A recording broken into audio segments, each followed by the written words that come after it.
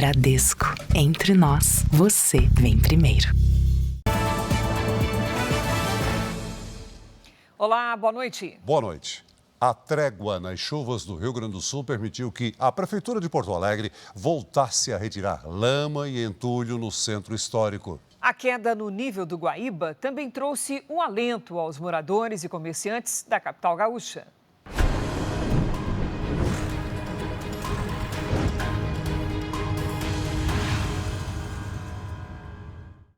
A limpeza do centro histórico de Porto Alegre começou por um prédio emblemático, o Mercado Público.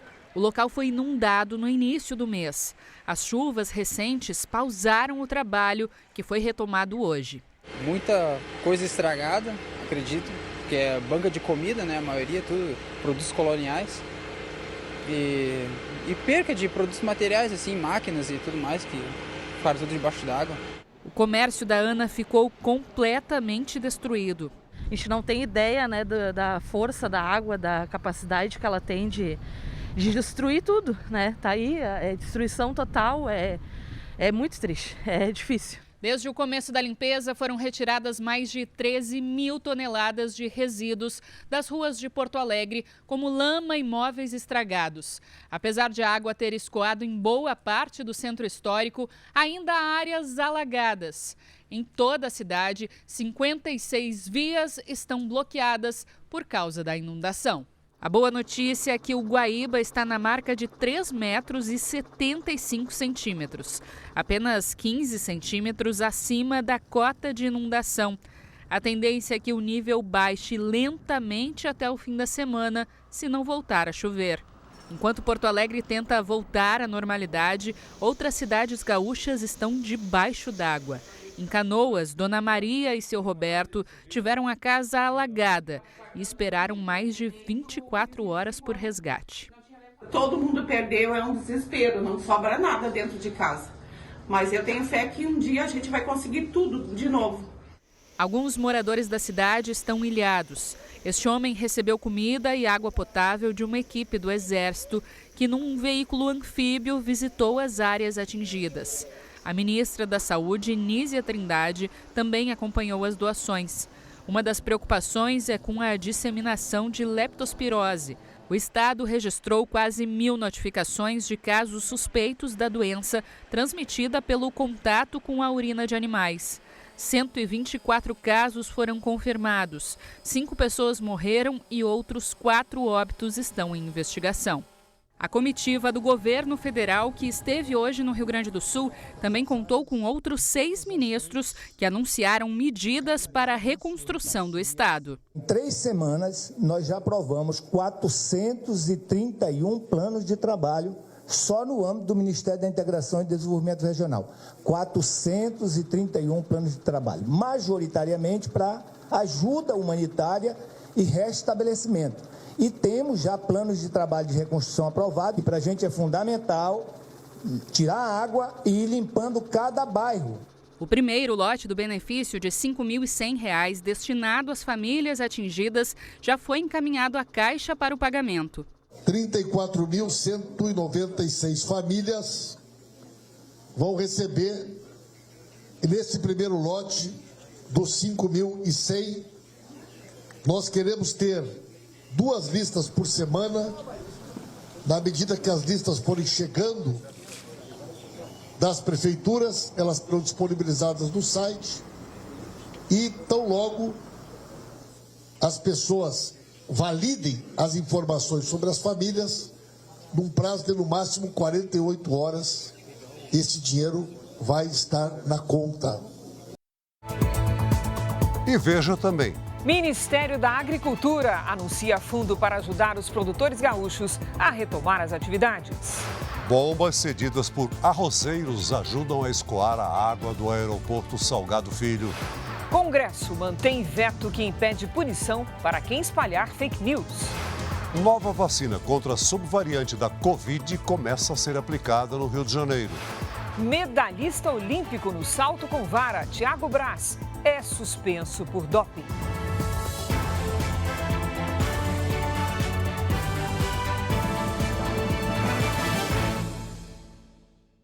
Oferecimento: Bradesco, eleito o melhor banco para investir.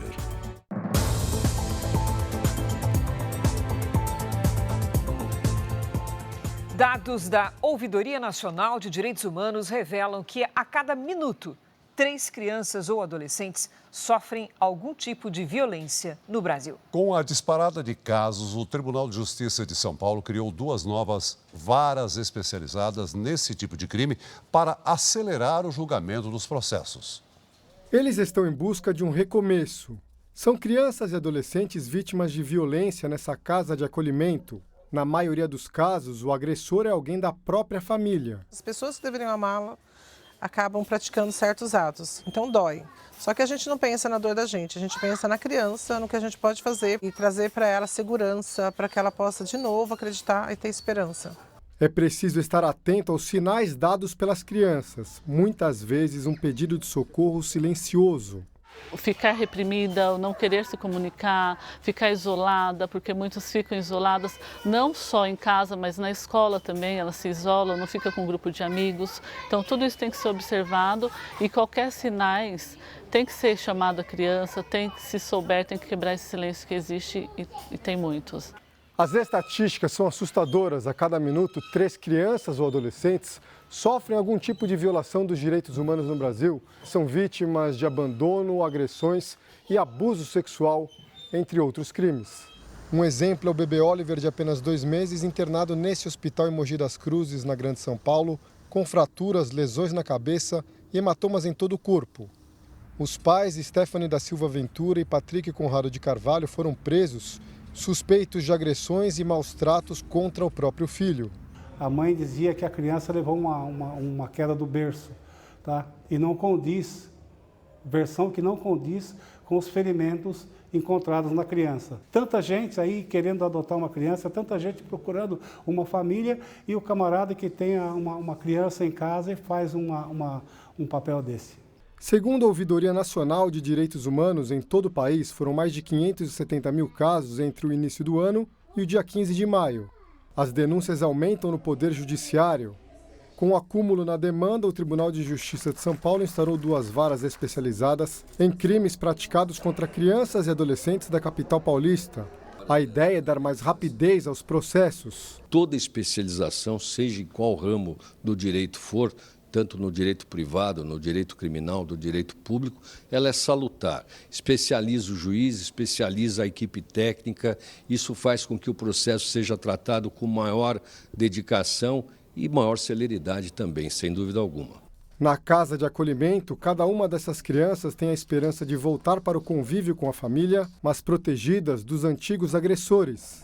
A criança ela é muito resiliente, se ela encontrar um espaço positivo, acolhedor, amoroso, ela vai conseguir seguir adiante.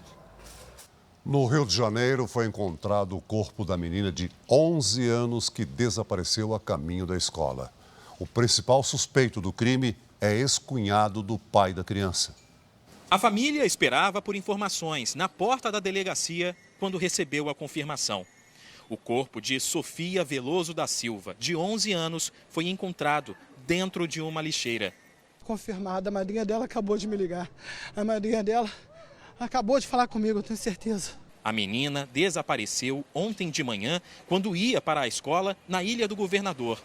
As buscas começaram à tarde, depois da criança não voltar para casa. Imagens de câmeras de segurança de um bar mostram Sofia ao lado de um homem. São os últimos registros da criança com vida. O homem foi identificado como Edilson dos Santos Filho, irmão da ex-companheira do pai da menina. Ela nem chegou até ir para a escola. Esse rapaz aí desviou ela na metade do caminho para fazer essa atrocidade. Foi tudo maquinado, entendeu? Na casa do suspeito, a polícia encontrou o short que Sofia usava. Os peritos apreenderam também uma faca e objetos que teriam sido usados no crime. Dentro do imóvel, os peritos também identificaram vestígios de sangue. O suspeito foi preso em flagrante por homicídio, ocultação de cadáver e estupro de vulnerável. Aqui na delegacia, ele permaneceu em silêncio. A defesa de Edilson não foi encontrada. Parentes e vizinhos da menina protestaram em frente à delegacia. Houve tumulto. A polícia militar reforçou a segurança e o preso foi transferido para um presídio num veículo blindado. O que parecia ser um simples acidente de trânsito era, na verdade, uma armadilha. Foi assim que outros criminosos sequestraram uma idosa em Santos, no litoral paulista. Ela perdeu mais de 40 mil reais. A vítima tira o carro da garagem e fecha o portão. Ainda é cedo e não tem ninguém na rua. Ela dirige alguns metros quando um carro de repente sai da vaga e ocorre a colisão. O que parecia um simples acidente era uma armadilha. Um criminoso sai do carro escuro e outros 2 aparecem a pé e cercam a mulher, que é sequestrada.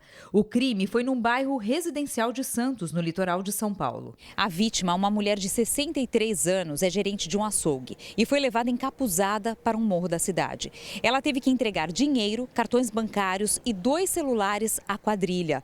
Os criminosos também fizeram transferências bancárias e empréstimos. A mulher perdeu mais de 40 mil reais. Só foi liberada 1h30 depois, no próprio carro, perto de casa. Ela passou um trauma muito grande, né? Imagina você encapuzada, entrar num carro com bandidos e não sabe o que vão fazer com você, né? De acordo com a Secretaria de Segurança Pública, foram registrados 54 casos de extorsão mediante sequestro nos 3 primeiros meses do ano. A polícia ainda procura pelos 4 criminosos que participaram da ação contra a idosa. Eles já estavam mais ou menos cientes da situação do trabalho, do que ela executava e do quanto ela carregava, né, com ela na bolsa, de dinheiro.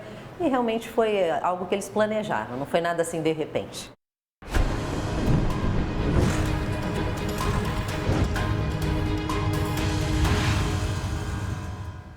Um levantamento da Federação Varejista do Rio Grande do Sul estima em 10 bilhões de reais os prejuízos do comércio no estado. O valor leva em conta as perdas de materiais, de estoque e também na infraestrutura. Paulo é mais um comerciante gaúcho que tenta recomeçar. A loja dele, que vende e instala divisórias e forros, nunca tinha sido alagada. Mas, desta vez, foi tomada pela água. Boa parte do material foi para o lixo. São 30 mil reais de prejuízo e quase 3 semanas sem nenhuma venda. É difícil medir o quanto de negócios nós deixamos de fazer. A gente tem uma ideia pelo faturamento mensal da empresa, quanto mais ou menos seria. A situação desta empresa é apenas um exemplo do que está ocorrendo com os comerciantes gaúchos, dos grandes aos pequenos. A estimativa da Federação Varejista do Rio Grande do Sul é que o prejuízo até agora seja de pelo menos 10 bilhões de reais. Isto inclui só as perdas materiais, de produtos, equipamentos e até de estoques inteiros com mercadorias. Depois da limpeza, Paulo e os 13 funcionários reabriram a loja ontem pela primeira vez. A Federação Varejista estima que ainda vai demorar para a situação se normalizar. Para voltar a uma normalidade, se nós tivermos efetividade nessas ações, imagina-se final de ano. Um levantamento da Secretaria de Desenvolvimento Econômico de Porto Alegre aponta que 45 mil estabelecimentos foram impactados pela enchente em mais de 30 bairros. A Maristela é dona deste café no centro da capital. A água inundou todo o espaço.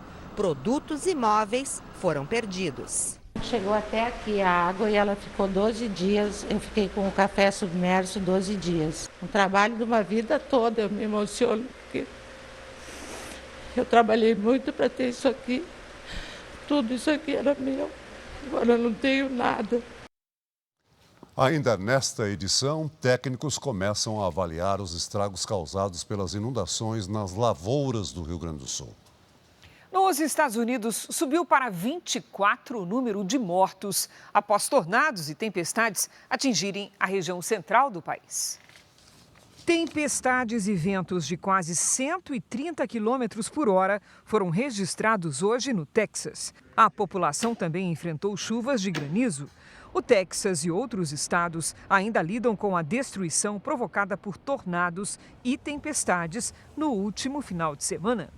Em Papua Nova Guiné, uma ponte desabou na principal rota de transporte de ajuda e de equipamentos para o local onde houve um deslizamento de terra na última sexta-feira. A estimativa é de que 2.000 pessoas tenham sido soterradas. Na Índia e em Bangladesh, a passagem de um ciclone deixou ao menos 38 mortos desde domingo. Várias cidades ficaram inundadas. Este é o ciclone de maior duração já registrado na região. Nas Filipinas, milhares de pessoas ficaram desalojadas após a passagem de um tufão na última sexta-feira. Ao menos 7 pessoas morreram. Hoje, os alertas para tempestades foram suspensos.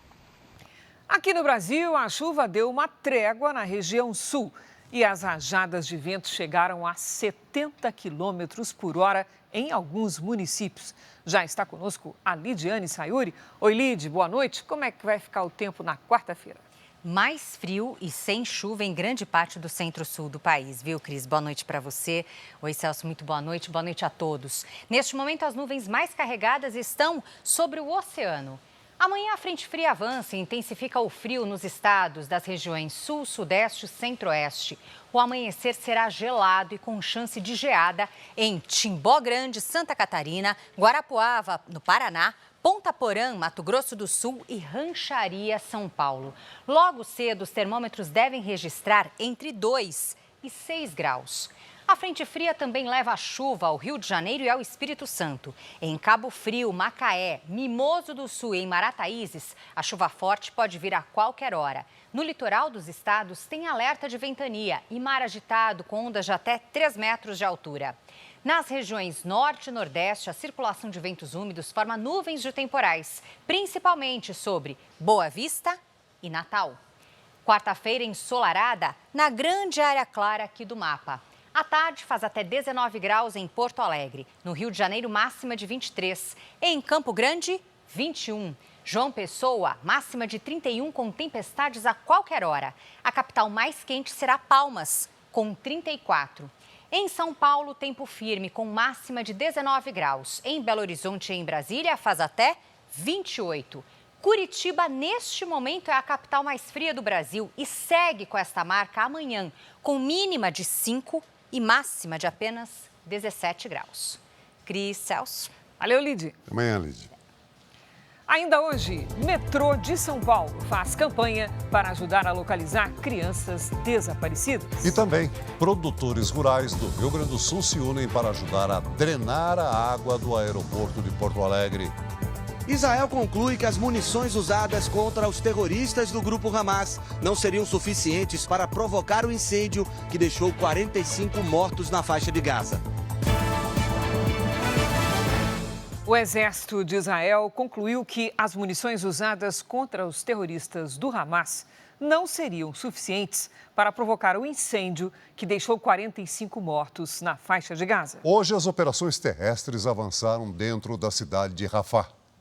Pela primeira vez, as tropas israelenses alcançaram com os tanques a região central de Rafah, na faixa de Gaza. O exército afirma que a cidade é o último refúgio dos terroristas do Hamas. Mais de 1 milhão de pessoas já fugiram de lá. Para a maioria, a saída é procurar abrigo em Khan Yunis. Hoje, autoridades de saúde de Gaza relataram 21 mortos e dezenas de feridos em novo ataque na região, que seria uma zona humanitária. O exército israelense afirmou que não bombardeou o local. No final de semana, outro ataque em um campo de refugiados deixou ao menos 45 mortos. Nesta terça-feira, o exército de Israel afirmou que as munições que usa na ação em Gaza não são suficientes para provocar o incêndio que matou civis e que um depósito de armas dos terroristas pode ter explodido e provocado as chamas. Ainda segundo os militares, a área atingida era utilizada para realizar ataques contra Israel. Hoje, o sistema de defesa de Israel interceptou 2 drones carregados com explosivos que foram lançados em direção a Eilat, no sul do país. Segundo os militares, o ataque foi feito a partir do Iraque por uma milícia apoiada pelo Irã.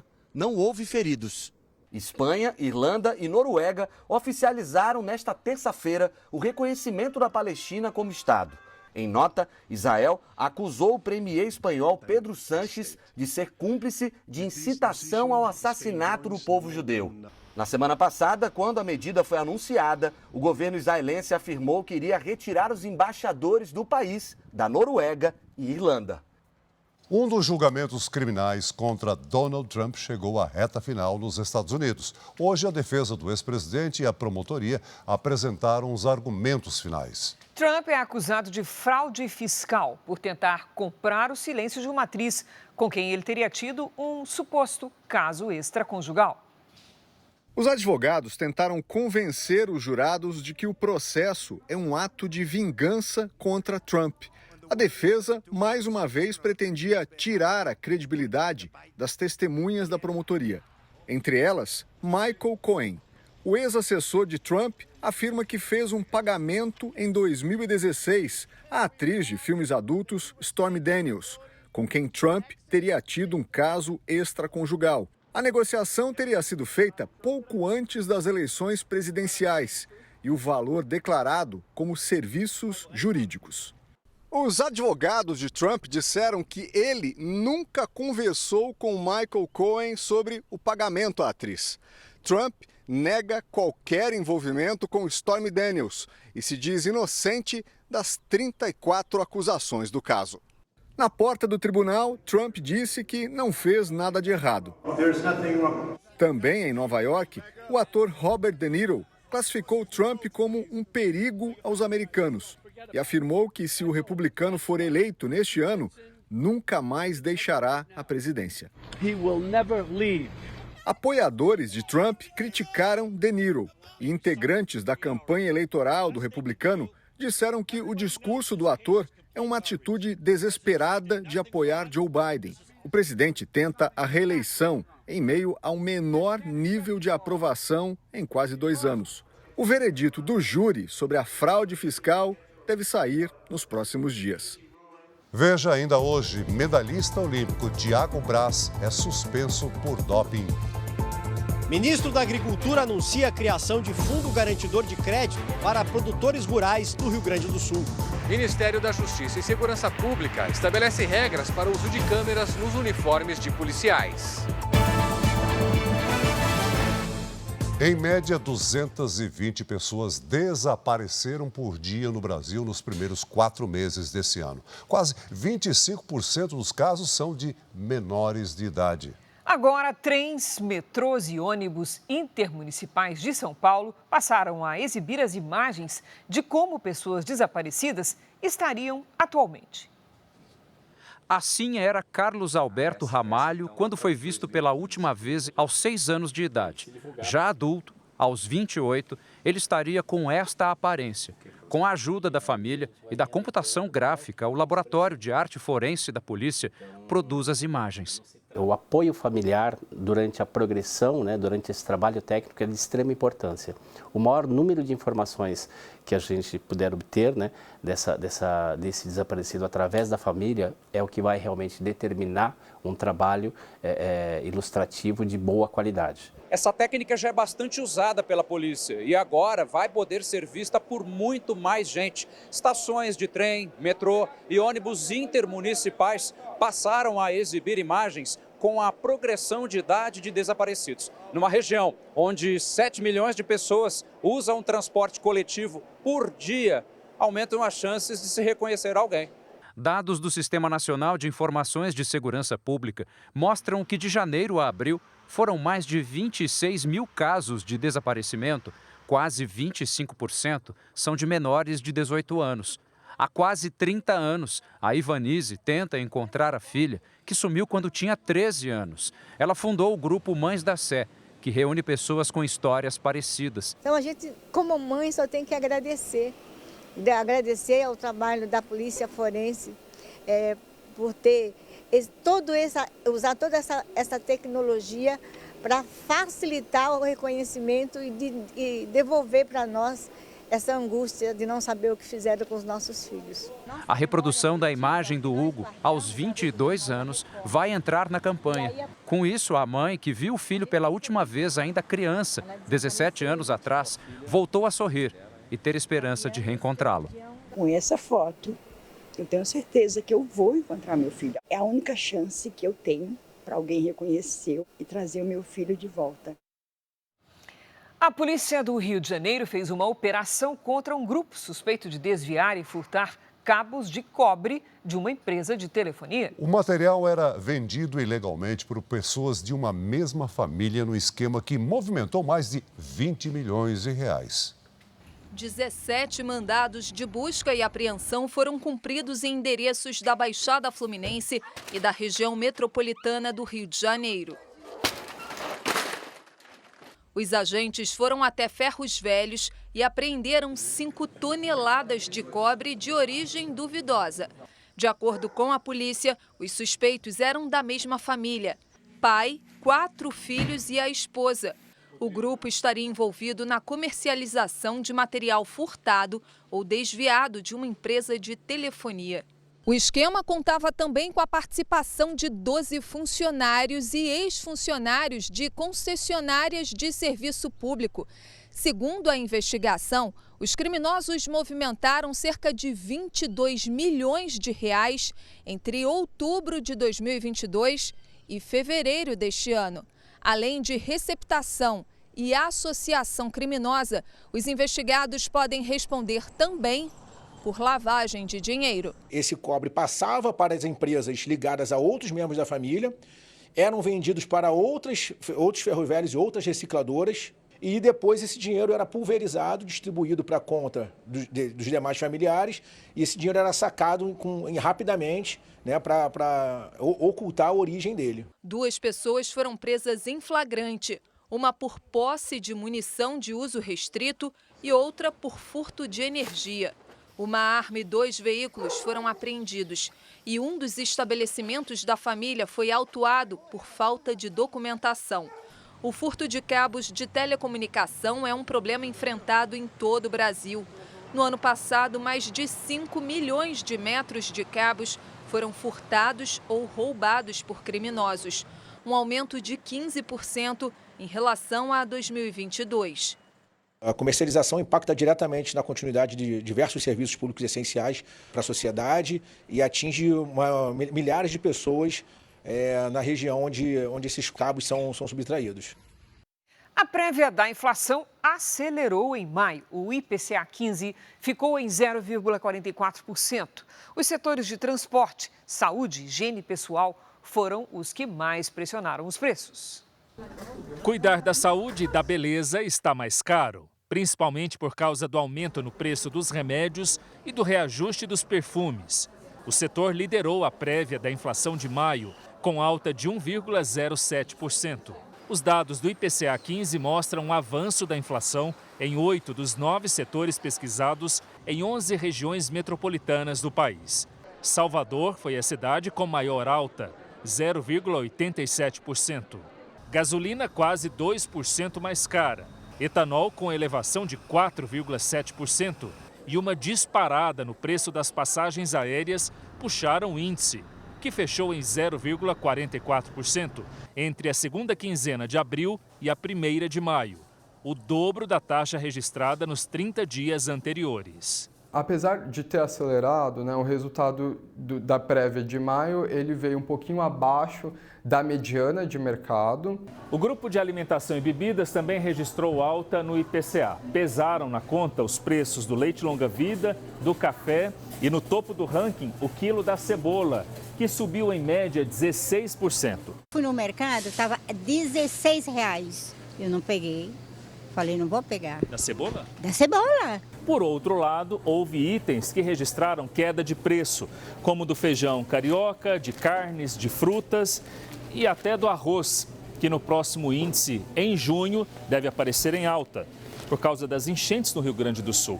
O estado é o maior produtor de arroz do país. A gente espera efeitos sobre batata inglesa, tomate, cenoura também. Em 12 meses, o IPCA 15 acumulou alta de 3,7%, dentro da meta do Banco Central. Comprando menos, que está muito caro, né? O Congresso Nacional analisou hoje vetos presidenciais sobre diversos temas e impôs derrotas ao governo.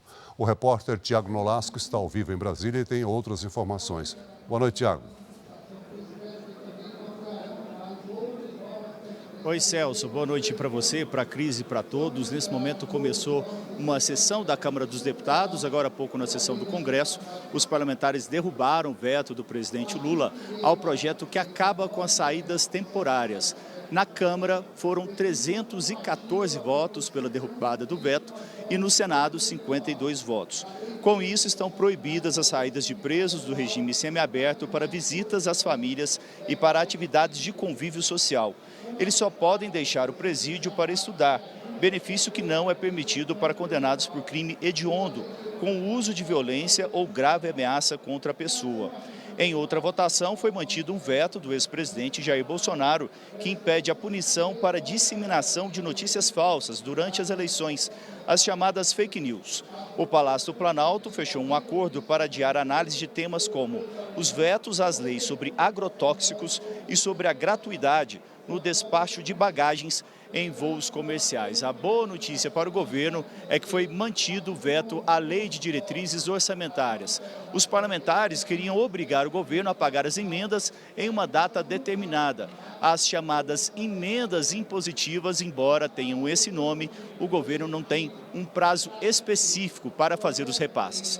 Celso e Cris, é com vocês em São Paulo. Obrigado, Tiago. O Ministério da Justiça e Segurança Pública estabeleceu hoje as regras para o uso de câmeras corporais nos uniformes de policiais de todo o país. O objetivo é padronizar o uso dos equipamentos para dar mais transparência às ações policiais. As regras devem ser cumpridas pelas forças de segurança pública federais, como as Polícias Federal e Rodoviária Federal, além da Força Nacional. Mas estados e municípios não são obrigados a seguir as normas. A portaria assinada pelo ministro Ricardo Lewandowski estabelece situações específicas em que os equipamentos precisam ser acionados, como em operações policiais, buscas pessoais em veículos e casas e ações em presídios. A portaria prevê ainda 3 modalidades de acionamento das câmeras. Elas podem ser ligadas pelos próprios agentes, de forma remota, por outro policial ou de maneira automática, assim que o equipamento for retirado da base. Segundo o Ministério da Justiça e Segurança Pública, as regras foram definidas com base em evidências científicas, que apontam redução de até 61% no uso da força policial indevida e nas reclamações sobre a conduta de agentes de segurança. Para incentivar a adesão, o Ministério estabeleceu que a liberação de recursos para projetos ligados ao uso de câmeras deve seguir obrigatoriamente as normas estabelecidas hoje. Esta portaria é fruto de muitos estudos, muitas discussões, muitas audiências públicas, foram ouvidas as várias corporações policiais, sejam elas federais, sejam estaduais e mesmo municipais, e a sociedade civil também participou. Ela também se baseia em experiências internacionais e, claro, é uma portaria, são diretrizes que podem, como eu disse, ser aperfeiçoadas. O edital de licitação divulgado recentemente pelo governo de São Paulo gerou críticas por causa da possibilidade de acionamento da câmera corporal pelo próprio policial. Hoje, o governador Tarcísio de Freitas rebateu os questionamentos. A diretriz do Ministério deixa a critério do Estado a definição de como as câmaras vão funcionar. Então, e o Ministério diz que elas podem funcionar ininterruptamente, elas podem ter acionamento do agente, elas podem ter acionamento automático. Então, todas as formas de acionamento estão alcançadas pela diretriz do Ministério da Justiça. Se você pegar o edital do governo do Estado de São Paulo, não tem nada que está destoando ou que não seja aderente à diretriz do Ministério da Justiça. A gente quer um instrumento que proteja o cidadão e que proteja o policial.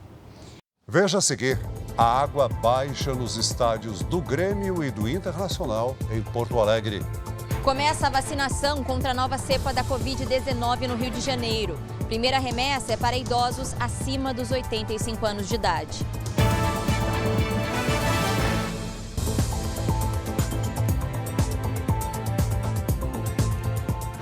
Começou hoje na cidade do Rio de Janeiro a vacinação contra a variante XBB da Covid-19.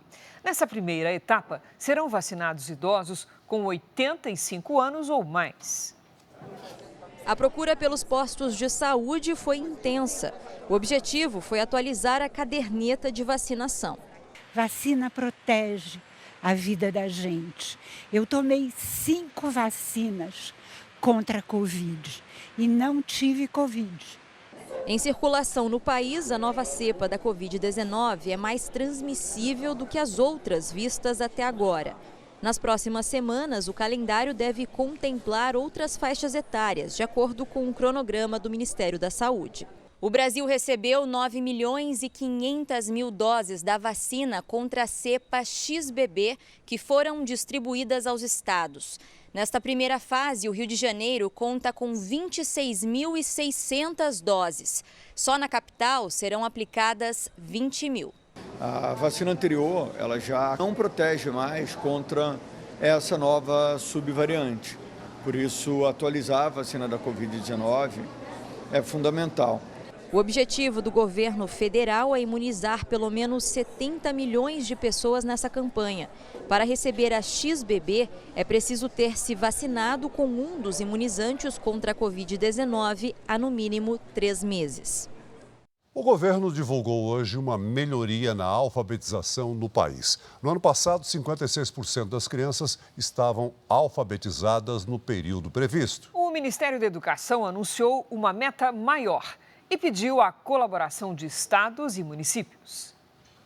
Os números melhoraram, mas ainda assustam. 56% das crianças que estudam em escolas públicas foram alfabetizadas na idade certa. Mas isso também significa que quase metade delas está atrasada. Os dados são referentes ao ano passado e foram divulgados hoje no Palácio do Planalto. O programa de alfabetização do governo determina que crianças saibam ler e escrever entre os 6 e os 7 anos. O resultado anunciado mostra que o governo conseguiu recuperar a educação a níveis pré-pandemia, quando o índice de alfabetização ficou em 55%. De acordo com o Ministério da Educação, a meta é que em 2030, 80% das crianças estejam alfabetizadas dentro do cronograma. Para o presidente Lula, esse percentual não é suficiente. Eu acho pouco, 80%, mas eu acho muito, sabe, se a gente imaginar a tradição do ensino fundamental nesse país. A gente só vai trazer a classe média de volta para a educação pública no ensino fundamental quando a gente melhorar a qualidade da educação. Quando a gente melhorar a qualidade da educação, mesmo uma pessoa de classe média vai preferir colocar seu filho numa boa escola pública do que colocar numa particular. O ministro da Educação, Camilo Santana, afirmou que mais de R$1 bilhão foram repassados aos estados e municípios para serem investidos na educação pública e que a meta é maior que 80%. O que nós queremos é que todos os estados brasileiros estejam acima de 80% até 2030. Claro que o desejo nosso, a nossa meta tem que ser 100% das crianças alfabetizadas na idade certa. Mas nós queremos pelo menos chegar no esforço coletivo aí de todos os estados e municípios em 2030 acima de 80% como meta. Hoje, o presidente também sancionou a lei para incentivar a indústria a renovar o maquinário. De acordo com a nova legislação, toda vez que um empresário adquirir uma nova máquina, poderá abater parte do valor no imposto de renda. R$3 bilhões e 400 milhões foram reservados para esse programa. No início da tarde, Lula recebeu o presidente da Câmara. Arthur Lira havia pedido um encontro com o presidente para tratar da taxação de compras internacionais de até $50. O assunto tomou conta dos gabinetes aqui do Planalto.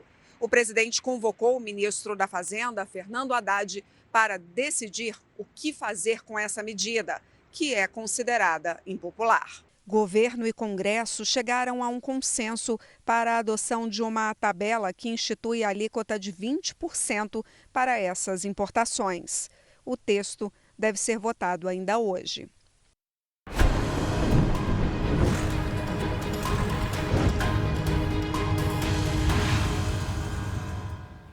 O ministro da Agricultura defendeu hoje a importação de arroz pelo governo brasileiro para estabilizar os preços e evitar a especulação. Produtores rurais criticam a medida e afirmam que o país tem estoque suficiente para atender a demanda. Hoje, técnicos começaram a avaliar os estragos causados pelas inundações nas lavouras do Rio Grande do Sul. Logo cedo, equipes da Federação da Agricultura do Rio Grande do Sul e do Serviço Nacional de Aprendizagem Rural se preparam para começar um roteiro de viagens pelo estado e avaliar o impacto das enchentes do setor. A primeira parada é em São Jerônimo, município da região metropolitana de Porto Alegre. Na produção de arroz do Vanderlei, 50 hectares já foram perdidos. É uma área equivalente a 50 campos de futebol. O prejuízo não é só com lavouras já perdidas debaixo d'água. A qualidade de grãos, como a soja, que os produtores conseguem colher, pode ser afetada pelo excesso de umidade. Isso atrapalha a venda e o produto pode até ser rejeitado pelas indústrias. O que está de fora já não está sendo aproveitado, o que está abaixo da água ali, só Deus sabe, né, o que vamos colher, né? A situação da pecuária também preocupa.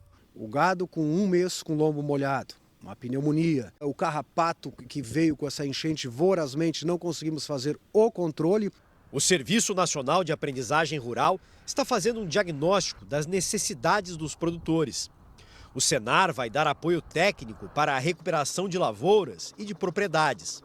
Nós vamos fazer desde uma reconversão funcional, uma propriedade que não tem mais aptidão para aquela cadeia original, e ver o que é que ele pode fazer em termos de novas atividades, né, novas cadeias produtivas, até a reconstrução da casa para o produtor morar. A Federação da Agricultura do Rio Grande do Sul diz que ainda não dá para saber a quanto podem chegar as perdas financeiras do setor.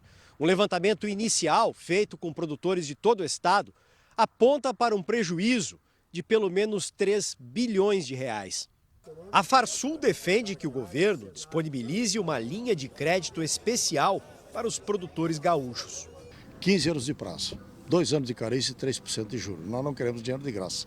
Em Santa Cruz do Sul, no Vale do Rio Pardo, o ministro da Agricultura e Pecuária, Carlos Fávaro, inaugurou um gabinete itinerante do Ministério e anunciou a criação de um fundo garantidor de crédito para os produtores. Fundamental, não acabou o recurso, acaba o crédito do produtor neste momento. Então tudo isso será discutido a partir de hoje com a transferência do gabinete do Ministério da Agricultura aqui para Santa Cruz e depois para outros municípios do Rio Grande do Sul. O ministro também defendeu a importação de arroz pelo governo para evitar a alta excessiva do preço. Até 1 milhão de toneladas serão compradas fora do país. Os estoques serão enviados para venda em pequenos mercados, supermercados, hipermercados e atacarejos. O arroz terá uma embalagem especial com a logomarca da Companhia Nacional de Abastecimento. No rótulo estará escrito produto adquirido pelo governo federal. Serão pacotes de 2 quilos, vendidos por R$ 8,00. A primeira remessa vai para São Paulo, Minas Gerais, Rio de Janeiro, Pernambuco, Ceará, Bahia e Pará. 7 bilhões e 200 milhões de reais serão liberados para a compra. É impossível conviver com a especulação. Se alguém puder ter uma justificativa óbvia por que um pacote de arroz sobe 20% ou 30% em 30 dias e qual a solução para isso, senão o poder público está presente para poder atuar no combate a essa especulação. A atuação do governo não é para afrontar ou tirar competitividade, mas sim trazer equilíbrio. A importação é criticada pelos agricultores, que afirmam que o Brasil tem estoque suficiente e que cobrar R$ 8,00 por 2 quilos não condiz com os preços praticados no mercado internacional. O Rio Grande do Sul é responsável por 70% da produção nacional do grão. Discordamos plenamente. 8 bilhões de reais que poderia vir para auxiliar os produtores rurais do Rio Grande do Sul, para reconstruírem as suas atividades, não. Está vindo para massacrar uma atividade que ia muito bem. Produtores rurais do Rio Grande do Sul se uniram para ajudar a drenar a inundação que fechou o aeroporto Salgado Filho, em Porto Alegre. O plano conta com tratores e bombas de irrigação cedidos por arrozeiros e empresas do setor agrícola do estado. Cada uma das 10 bombas usadas pode sugar 500 litros de água por segundo, que são lançados no rio Gravataí. A operação é supervisionada pelo Departamento Municipal de Água e Esgotos. O aeroporto Salgado Filho está fechado desde o dia 13 de maio. Imagens aéreas feitas hoje pelo governo federal mostram que a pista de pouso não está mais alagada, mas as áreas ao redor continuam com água. Segundo a empresa que administra o aeroporto, ao menos 4.700 voos foram cancelados. Não há previsão para a reabertura. Depois de mais de 20 dias, a água baixou nos estádios do Internacional e do Grêmio, em Porto Alegre. O gramado foi totalmente danificado pelo alagamento. A diretoria do Grêmio estima que sejam necessários ao menos 3 meses para recuperar a arena. Já a diretoria do Internacional acredita que até julho o estádio Beira-Rio esteja pronto para receber novos jogos. A avaliação dos danos só será feita após a limpeza do estádio. Enquanto isso, os clubes gaúchos treinam longe de casa. Hoje e amanhã, os rivais de Porto Alegre jogam como mandantes pelas Copas Sul-Americana e Libertadores. A campanha da Universal para ajudar as vítimas das enchentes do Rio Grande do Sul se aproxima da marca de 460 toneladas de alimentos arrecadados. Uma corrente solidária que não mede distâncias. Hoje, donativos saíram de Manaus em 2 carretas e serão levados para Porto Alegre. Um percurso de quase 4.800 quilômetros. De Curitiba, outra carreta partiu levando mais donativos para as vítimas das enchentes. Até agora, a campanha SOS Rio Grande do Sul arrecadou 457 toneladas de alimentos, mais de 161 mil peças de roupa e quase 681 mil litros de água, além de fraldas, pares de calçados e ração para animais. Você também pode ajudar com uma doação de qualquer valor. A chave Pix do Unisocial é social@universal.org. O valor de sua doação será revertido em suprimentos para as famílias atingidas pelas enchentes. O governo do Rio Grande do Sul também recebe doações. A chave Pix é o CNPJ 92 958 800 1000, ao contrário, 38. Segundo as autoridades, os recursos serão todos direcionados para o apoio humanitário às comunidades afetadas pelas cheias.